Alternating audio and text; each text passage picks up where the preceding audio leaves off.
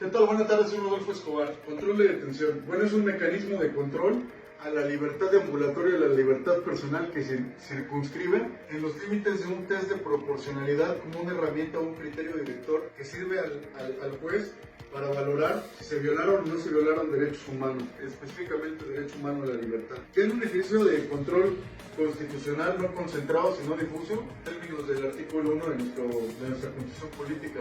Todas las autoridades en el ámbito de sus competencias deberán promover, respetar, preservar y garantizar los derechos humanos contenidos en la Constitución.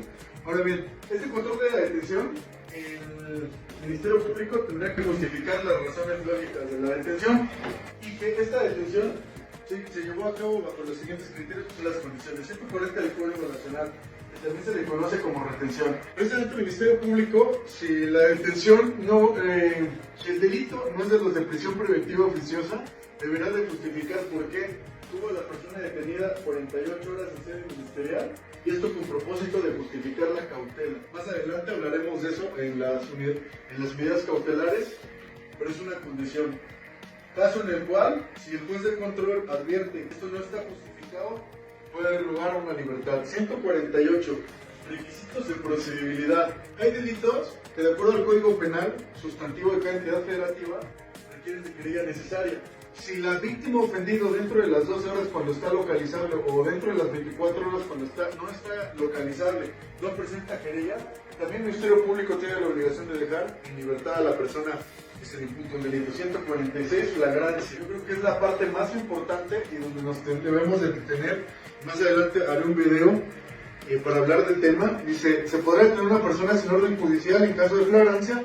Si tiene que flagrancia cuando la persona detenida en el momento de estar cometiendo un delito o inmediatamente después de cometerlo es detenida en virtud de que es sorprendida cometiendo el delito y es perseguida material interrumpidamente, o cuando la persona se señalada por la víctima ofendida o algún testigo presencial de los hechos que no hubiera intervenido con ella en la comisión del delito. Cuando tenga por poder instrumentos objetos productos del delito se cuente con información o ellos quieran presumir fundadamente que intervienen en el mismo. Para los efectos de avanzar según el SOE, de este proceso se considera que la persona se detenida en flagrancia por señalamiento siempre y cuando inmediatamente después de cometer el delito no se haya interrumpido su búsqueda de lo que dicen. Aquí es algo importante a destacar. Generalmente o actualmente por los avances tecnológicos existen cámaras de videovigilancia o cámaras privadas dentro de las cuales actualmente el imputado tiene la posibilidad de ofrecerlos como medios de prueba.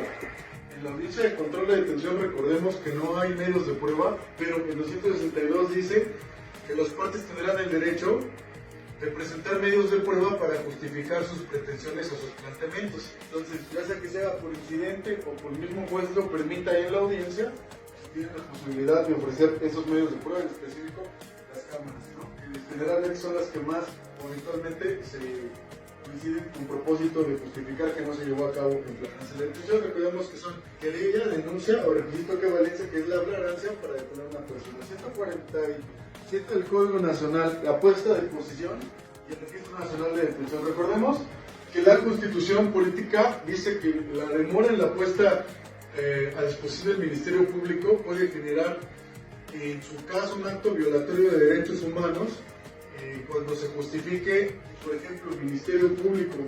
En términos de la jurisprudencia 201-2186 dice, la demora en la puesta a disposición va a generar que los actos o las pruebas obtenidas sigan el mando y conducción del Ministerio Público, que tengan como fuente directa la demora en la puesta a disposición, van a ser, aparte de violatoria de derechos humanos, van a ser nulas. Ahora, las que se obtengan por motivo de la flagrancia no son nulas, siempre y cuando no se verifique que existan vicios propios de la detención. Para mí, un vicio propio de la detención, en términos del artículo 17, 19, 20, 21 de la Ley Nacional del Registro de Detención, es que no exista registro de detención. Muchas veces piensan que esto es forma, pero esto es fondo, dado que si no existe el registro en términos del 217 del acto en que detuvieron los agentes apresores, técnicamente no existe el acto de detener, y eso se pudiera traducir eventualmente en una violación propia de la detención o en un vicio propio de la detención.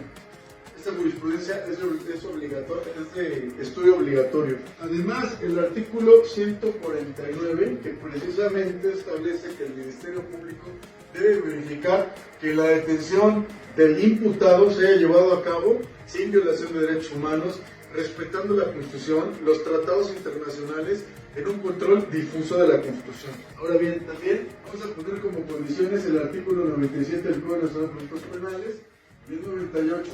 Estos son los dos tipos de nulidades.